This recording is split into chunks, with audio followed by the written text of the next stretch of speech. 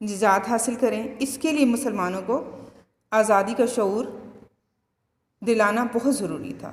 چنانچہ علامہ محمد اقبال نے اپنی شاعری کو ہتھیار بنا لیا۔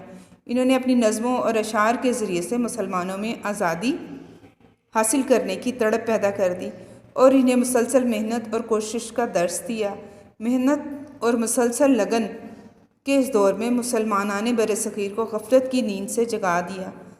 سب قائد اعظم محمد علی جناح کی قیادت میں ایک جھنڈے تلے اکٹھے ہو گئے اور الگ ملک کے حصول کے لیے کوششیں کرنے لگے۔